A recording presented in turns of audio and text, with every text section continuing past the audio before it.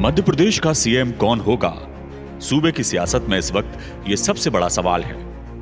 कशमकश के इस दौर में प्रहलाद पटेल, नरेंद्र सिंह तोमर, कैलाश विजयवर्गीय और वीडी शर्मा के नाम तो हवा में तैर रहे हैं, लेकिन सीएम पद के सबसे सशक्त दावेदार शिवराज सिंह चौहान का नाम इस रेस में नहीं लिया जा रहा।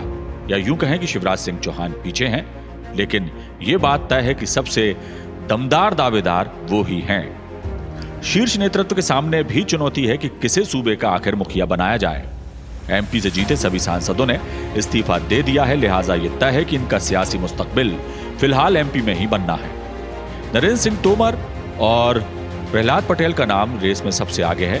आइए जानते हैं कि शिवराज सिंह चौहान को बदलकर किसी और को सीएम बनाया जाता है तो उसके पीछे कौन से ऐसे समीकरण हैं जो साधे जाएंगे। प्रहलाद पटेल पार्टी के कद्दावर नेताओं में शुमार हैं और ओबीसी वर्ग से आते हैं। यही वजह है कि शिवराज सिंह चौहान बदले जाते हैं तो ओबीसी वर्ग को ध्यान में रखते हुए पटेल सबसे उपयुक्त चेहरा है। दूसरा, जिस तरह राहुल गांधी ने कहा था कि मध्य प्रदेश में ओबीसी वर्ग को प्रतिनिधित्व नहीं मिला, ऐसे में विरोधियों के मुद्दे की हवा निकालने शिवराज का बेहतर विकल्प प्रहलाद पटेल हो सकते हैं। लेकिन पटेल जो कभी उमा भारती के करीबी माने जाते थे और जब उमा भारती ने बीजेपी छोड़कर अपनी पार्टी बनाई थी तब प्रहलाद पटेल उनके साथ चले गए थे। ये एक माइनस पॉइंट उनके साथ जुड़ा है, लेकिन बाद में वो पार्टी में लौटे, सांसद बने, केंद्र में मंत्री भी बनाए गए, लिहाजा उनके माइनस पॉइंट अब प्लस हो गए हैं। एक नजर डालते हैं प्रहलाद पटेल के पॉलिटिकल कैरियर पर। 1989 में 9वीं लोकसभा के लिए चुने गए, 1996 में 11वीं लोकसभा के लिए चुने गए, 1999 में 13वीं लोकसभा के लिए चुने गए, 2014 में दमोह से सांसद चुने गए, वाजपेयी सरकार में कोयला मंत्री रहे और मोदी सरकार में केंद्रीय मंत्री रहे और वर्तमान में वो नरसिंहपुर से विधायक चुने गए हैं। नरेंद्र सिंह तोमर बीजेपी के उन नेताओं में से एक हैं जिनका अपने क्षेत्र ग्वालियर चंबल में ही प्रभाव नहीं है, बल्कि मध्य प्रदेश से लेकर दिल्ली तक में वो पसंद किए जाते हैं।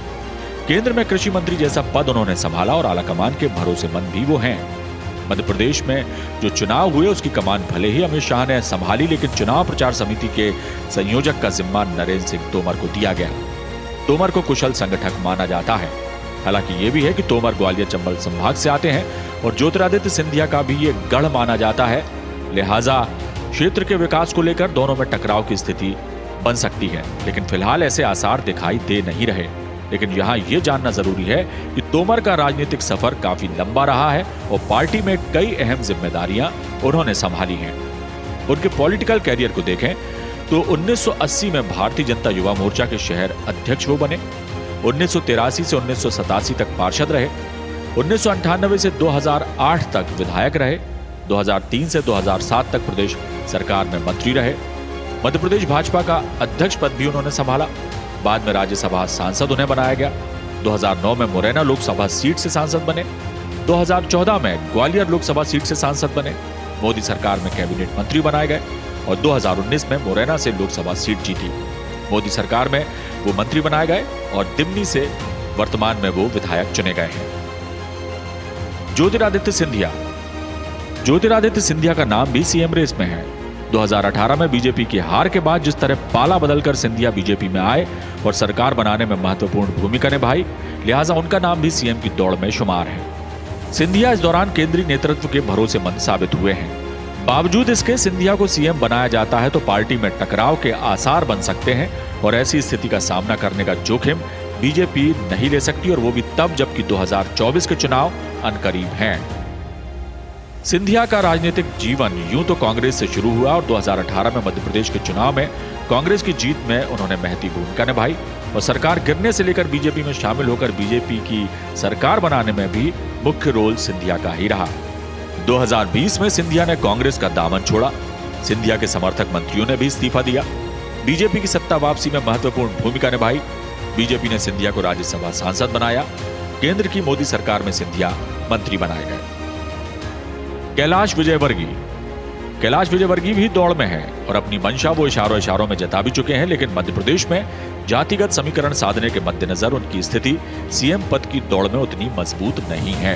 हालांकि मध्य प्रदेश में बीजेपी के वो कद्दावर नेता हैं और पार्टी में कई महत्वपूर्ण जिम्मेदारियां उन्होंने निभाई हैं। आइए जानते हैं विजयवर्गीय के बारे में।